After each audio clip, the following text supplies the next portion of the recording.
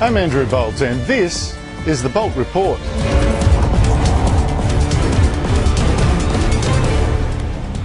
This war in Gaza is terrible. No one seeing the victims, especially those children, can forgive the people who have created this terrible conflict.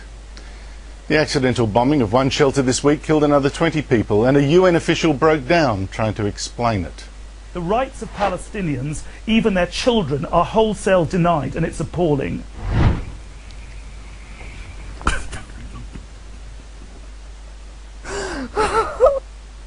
Most reporters blame Israel for this war with Hamas, the terrorist group which rules Gaza, the strip of territory between Israel and Egypt.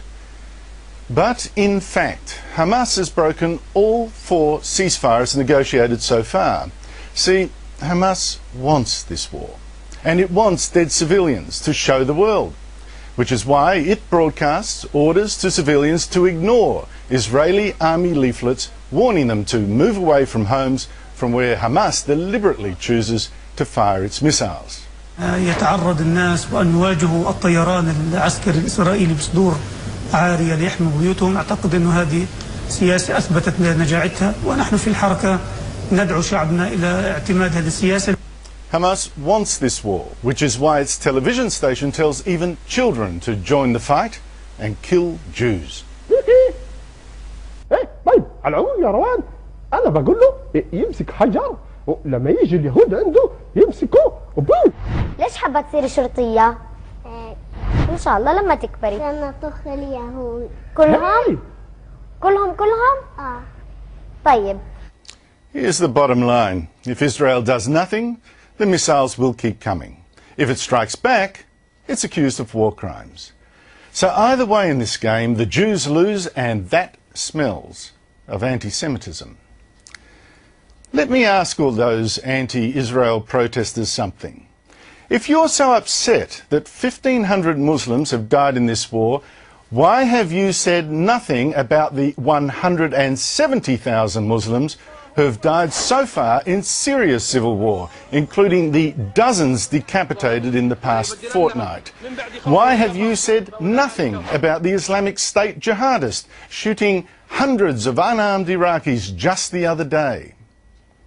If you're really so worried about violence against children, why haven't you protested against Boko Haram, who this year cut the throats of schoolboys and made slaves of nearly 300 girls?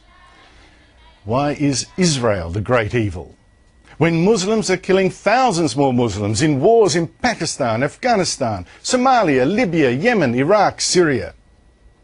Is it that those Jews won't just lie down and die? Something smells, and sure enough, around the West we see that familiar old hatred, this time fed by mass immigration from the Third World.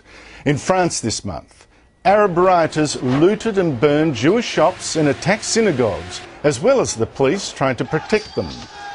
In Germany this month, 2 men wearing Jewish yarmulkes were attacked.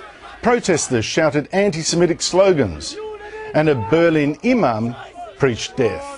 اللهم عليك باليهود الصهاينة فإنهم لا يعجزون أحصهم عددا واقتلهم بلدا ولا تغادر منهم أحدا. In Austria, Israeli soccer players playing a so-called friendly match were kicked by pro-Palestinian protesters. And in Brussels, 4 Jews were gunned down earlier this year by, allegedly, a French Muslim. Even in Sydney, protesters flew the black flags of jihad and yellow flags of the Hezbollah terrorist group, and one abused a Jewish reporter. Shame on you! Shame on you, you're Jewish! You are Jewish! Shame on you! In Sydney's Lakemba just a week ago, Muslim protesters called for jihad to help Gaza.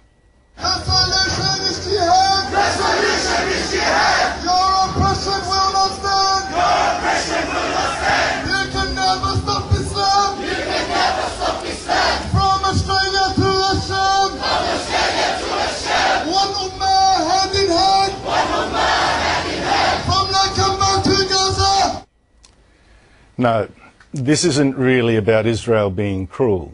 This is about Jews daring to protect themselves and their country. And if, God forbid, they lose, do you really think the war stops there?